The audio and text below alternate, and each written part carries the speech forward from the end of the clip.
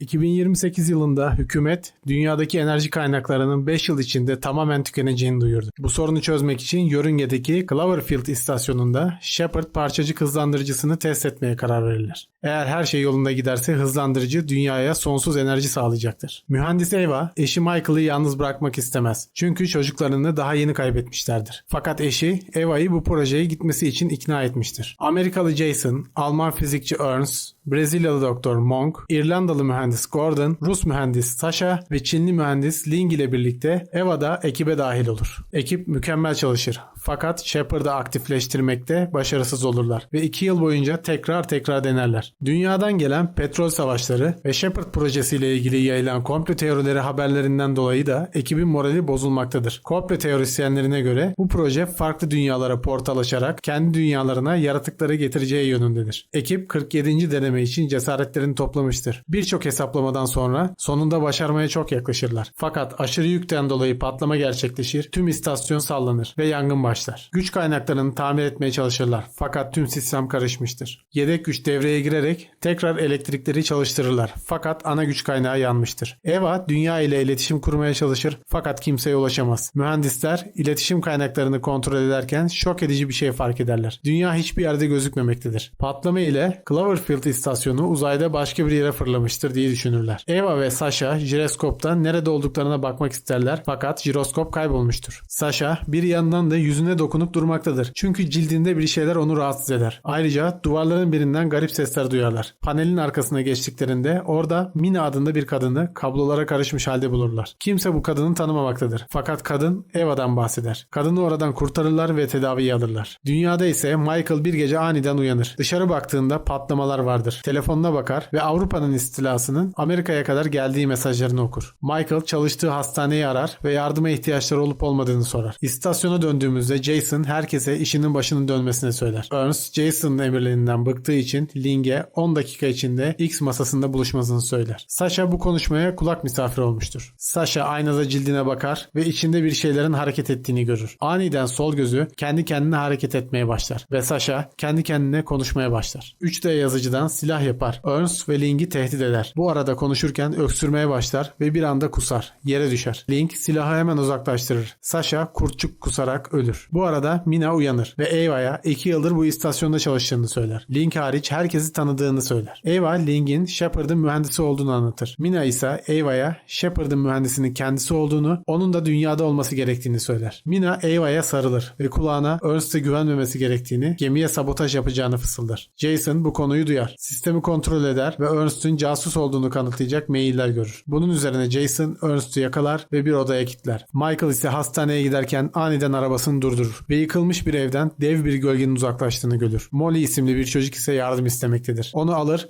ve bir koruma bölgesine götürür. Hastaneye gidemezler çünkü hastane de yıkılmıştır. İstasyonda ise Gordon bozuk yerleri tamir ederken bir anda duvarda bir delik açılır ve Gordon'un kolunu yutar. Jason ve Eva onu kurtarır fakat Gordon kolunu kaybetmiştir. Garip bir şekilde Ernst'ün kilitli kapısı kendiliğinden açılır. Dışarı çıkar ve tüm ekip koridorda toplanır. Ernst, Gordon'un kayıp kolunu yerde bulur. Bu arada Ernst, komplo teorilerinin doğru olduğunu söyler. 2 paralel evrenin birleştiğini ve aynı uzay için savaştığını, bu yüzden de kaos çıktığını anlatır. Kopuk kol yazı yazma işaretleri yapar. Ekip kalem getirir. Kol onlara Sasha'nın içine bakmalarını söyler. Ekip kayıp jiroskopu orada bulur ve yerine yerleştirirler. Tekrar sistemlerini çalıştırıp dünyanın nerede olduğunu bulurlar. Dünyadan sinyal gelmektedir. Yeni haber görüntülerini izlemeye başlarlar. Haberleri izledikçe olaylar daha da garipleşir. Çünkü haberde Cloverfield istasyonunun okyanusa düşmesinden sonra başlayan savaşın 14. ayında olduklarından bahsetmektedir. Ernst neler olduğunu fark eder. Aslında 2 farklı gerçeklik değil, tek bir gerçeklik vardır. Ve onlar Cloverfield istasyonunun düştüğü paralel bir evrendedirler. Ve o evrendeki istasyonda Mina haricinde tüm ekip ölmüştür. Ernst, Shepard'ı tamir edip tekrar kendi evlerine dönmek ister. Fakat Monk ve Gordon orada kalıp bu dünyanın insanlarına yardım etmek ister. Ling havalandırmayı tamir etmeye gider fakat geri dönemez. Çünkü kapı kendiliğinden kilitlenmiştir ve havalandırmadan gelen su ile oda dolmaktadır. Eva ve Jason hemen koşarak Ling'i kurtarmaya çalışırlar. Başaramazlar. Ernst burada kalmanın tehlikeli olduğunu söyler. Ancak Ling olmadan Shepard'ı tamamlayamazlar. Eva ise Mina'yı göstererek bu evrenin Ling'i olduğunu söyler. Michael ise olanların arkasında Eva'nın bahsettiği Cloverfield projesi olduğunu anlar. Molly'nin ailesini ararlarken bir anda sığınak sallanmaya başlar ve dışarıdan bir canavar sesi duyulur. Mina çalışmalarına başlar ama Shepard'ın Shepard'ın son bölümlerinin çalışması için çok büyük bir güç gerektiğini söyler. Ava ise Jason'dan yeni dünyaya inip asıl dünyadaki ölen çocuğunu görmek için izin ister. Jason kurallara aykırı olduğunu söylese de buna izin verir. Ekip işe koyulur ve Gordon gerekli gücü sağlamak için oksijen tanklarının bağlantılarını kapatır. Böylece yeterli güç miktarına ulaşan Shepard çalışmaya başlar. Fakat Gordon etrafta garip bir manyetik alan fark eder. Tüm aletleri etkiler ve Gordon'u orada sıkıştırır. Monk ve Ava manuel olarak sıkışan yeri tamir etmek için yol ararlar. Fakat kapının kilitli kalması gerektiğini bilen Jason da geride kalır, ekibini kurtarmak için kendisini feda eder. Dünyada ise Michael, Ava dönerse ve kendisi ölmüş olursa diye onun için bir veda konuşması hazırlar. Ernst az zamanlarının kaldığını belirterek neler yapacağını söyler. Shepard'ı 2 kere ateşleyeceklerdir. Birincisinde aşırı yüklemek için, ikincisinde ise istasyona ulaşması için. Ava ise Mina ile kalacağını söyler. Monk ve Ernst çalışırlarken Mina bir anlık hamleyle silahı çalar. Ava'nın yanına gider ve onu bayıltır. Daha sonra Mackie'ye gider. Bu arada Ava kendine gelir